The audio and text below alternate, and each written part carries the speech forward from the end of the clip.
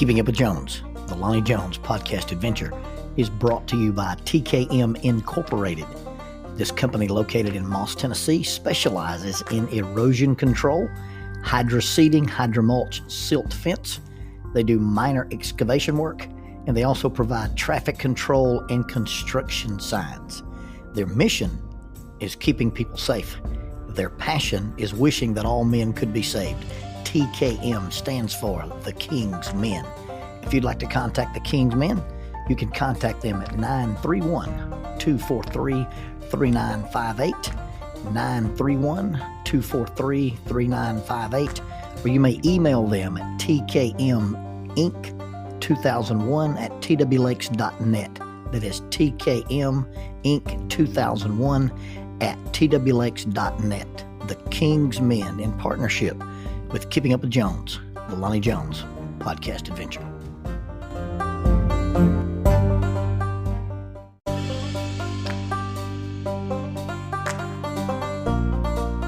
SJ&L General Contractor is a full construction company that primarily focuses on civil construction and asphalt sales in the Huntsville and Fayetteville regions. Services they provide include, but are not limited to, road construction, asphalt material, underground utilities, site work, and demolition.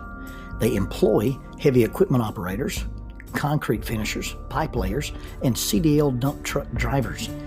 If you would like for this company to work for you on your project, or if you'd like to work for them as an employee of this family-owned business, you can contact them at 931-433-4660. That is 931-433-4660, or 3W's and a dot, sjnl.com. That's www.sjnl.com. SJ&L General Contractor is a sponsor of Keeping Up with Jones, the Lonnie Jones podcast adventure.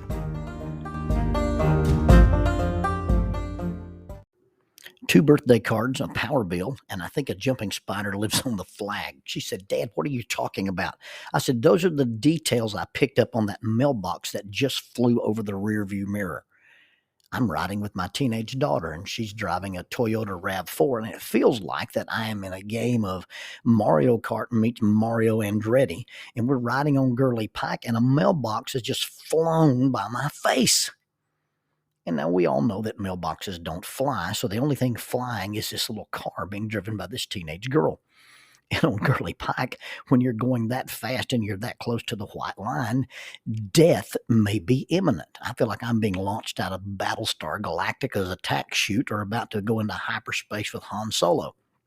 And you've got to remember that on Gurley Pike, there's a white line, and a white line is a boundary marker, not a barrier.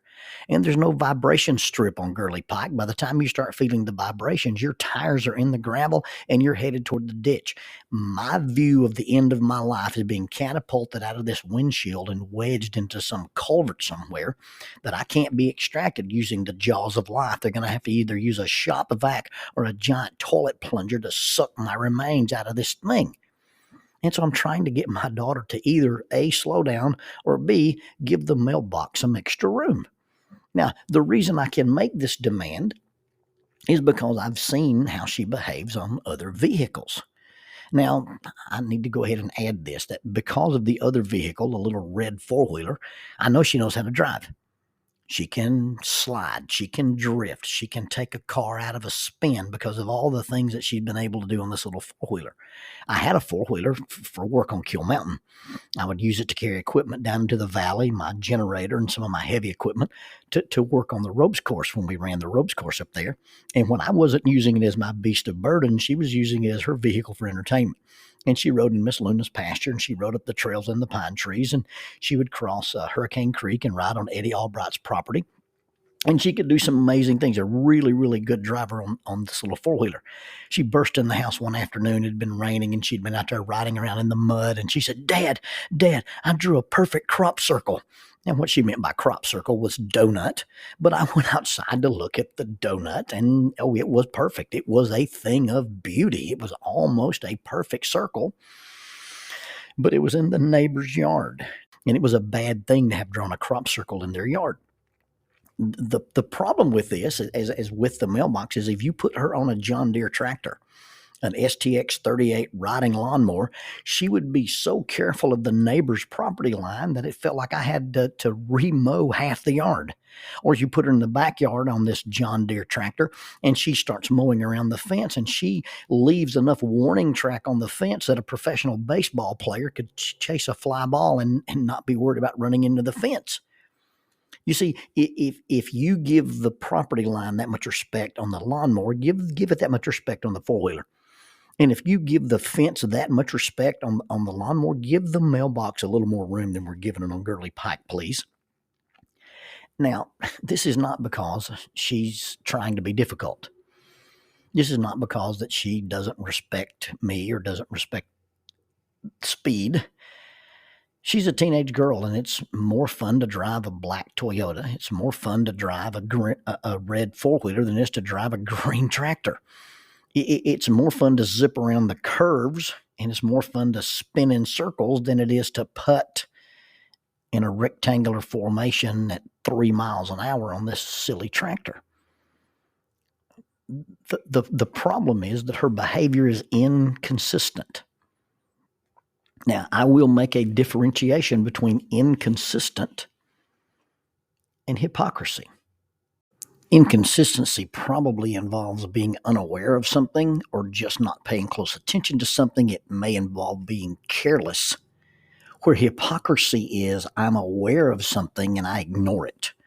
Or I'm aware of it and I'm just not going to address it because I don't want to. You see, a hypocrite is a person who's an actor. A hypocrite is a person who's a role player. A hypocrite is a person who is fake. They're not attempting to be authentic. And the difference between being a hypocrite and being inconsistent is a person who is inconsistent is flawed, and a person who's a hypocrite is fake.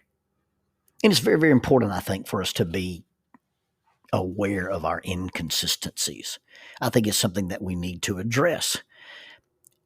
But it's also something that we need to give some grace on and recognize that other people can be inconsistent without being fake. They're inconsistent because they're flawed, not because they're fake. They're inconsistent simply because they're human.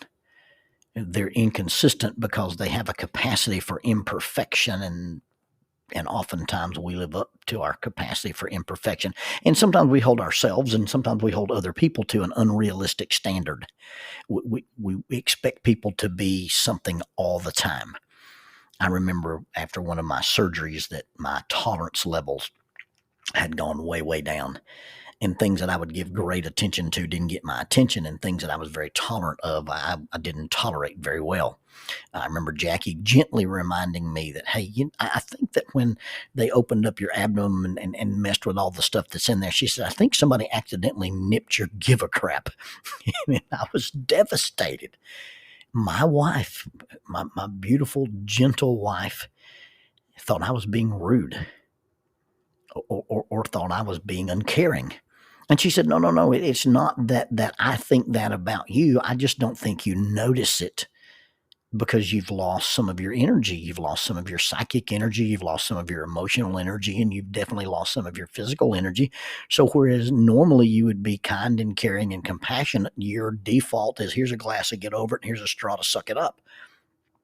And I said, well, honey, I don't mean to be that way, and I hope I haven't treated you. She said, no. She said, I understand that you're not really Superman. I understand that you're human.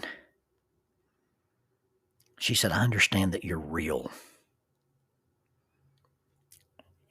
And real is just that. I can be flawed without being fake. Now, if I'm being fake, then I'm not being real. But if I'm being real, then I don't bat 100. I don't bat 1,000 all the time. I'm not 100% at anything. In the children's story, The Velveteen Rabbit, the rabbit is worried about being real. There's some modern toys that live in the toy box with him, and the Velveteen Rabbit is obviously made out of velveteen and stuffed with sawdust, and he asks the Skin Horse. The Skin Horse is the oldest and wisest of the toys, and he simply asks, what is real? And the skin horse surprise, real isn't how you were made. It's a thing that happens to you when a child loves you for a long, long time, and not just to play with, but really loves you, then you become real. Now, I'll have to add to that that this is not about toys, it's about people. And I become real when somebody really, really loves me, even though I have imperfections, and even though I am flawed, even though I can be inconsistent, and I become real when I tolerate the fact that other people have a capacity for imperfection and they live up to that capacity, and sometimes dealing with people who are inconsistent, dealing with people who are flawed, dealing with people who are also real is a contact sport. And I take some bumps and some bruises because I'm unwilling to throw you away when you're inconsistent. I'm unwilling to get rid of you. I'm unwilling to dismiss you from my life when I recognize that you're not being fake. You're just flawed. In discussing being real with the skin horse, the Velveteen Rabbit asked the horse, "Does it hurt?" Sometimes, said the skin horse, for he was always truthful. And the skin horse will go on to say, by the time you are real, most of your hair has been loved off. Your eyes drop out and you get loose in the joints and very shabby. But these things don't matter at all, because once you are real, you can't be ugly, except to the people who don't understand. Now, when we talk about you can't be ugly, that doesn't mean that the people in your life are supposed to embrace and gladly tolerate ugliness.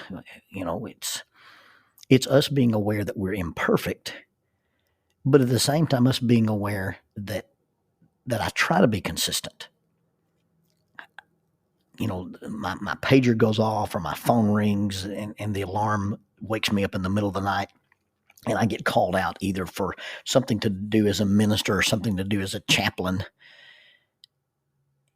And yet I feel like there's been an imposition when somebody calls me after I've gone to bed.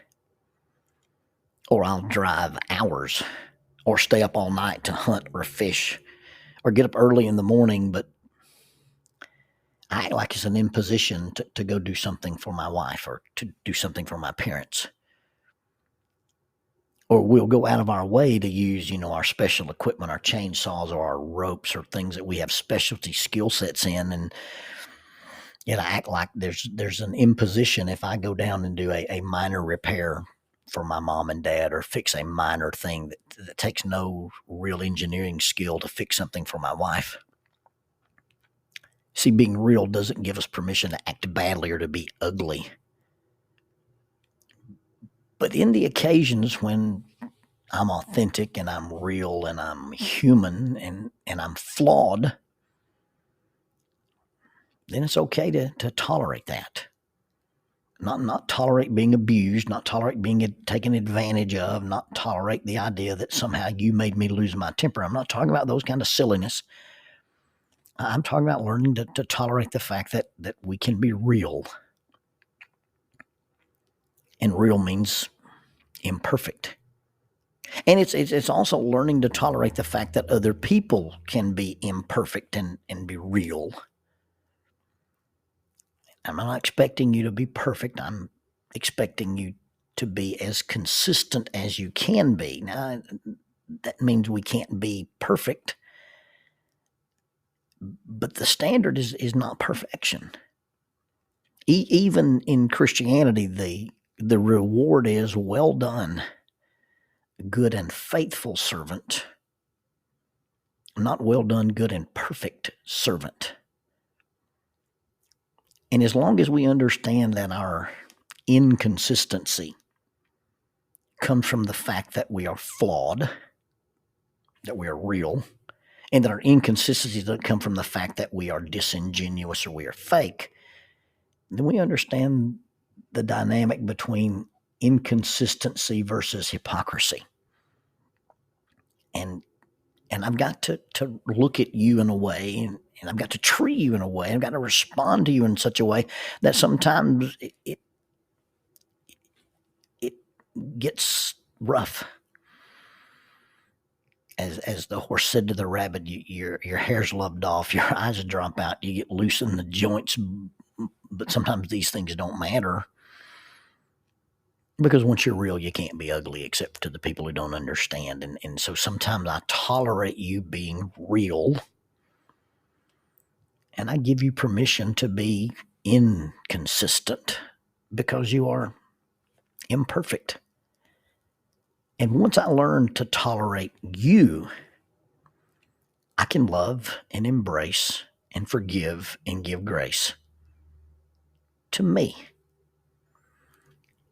And if I can tolerate you when you're not perfect and can't tolerate me when I'm not perfect, then I am being inconsistent.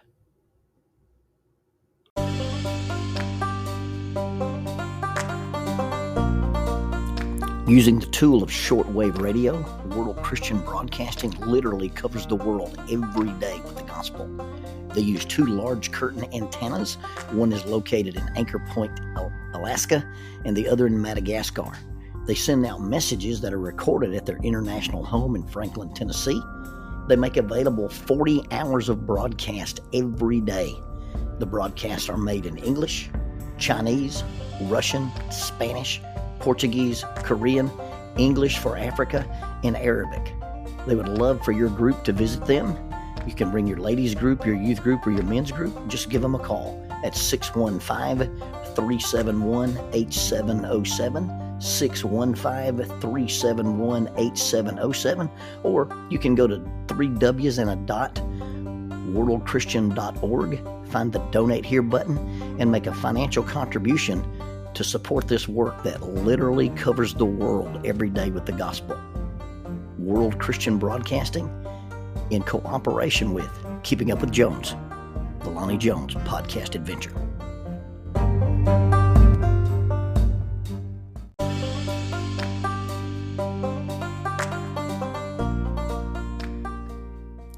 Keeping Up with Jones, the Lonnie Jones podcast adventure, is sponsored by us. What? We sponsor ourselves? Is that even legal? Check us out on Amazon.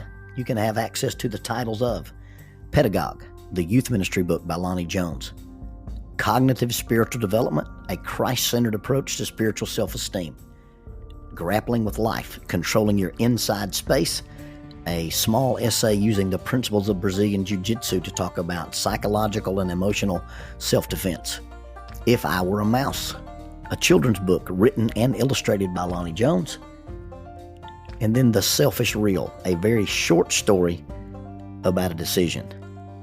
Also, you can check out our YouTube channel to see archived lessons and presentations from across the country, some videos with rope tricks and knots. Don't forget to visit the Facebook page 550 Guys to learn about the little rope men that we make and that we invented and that we make.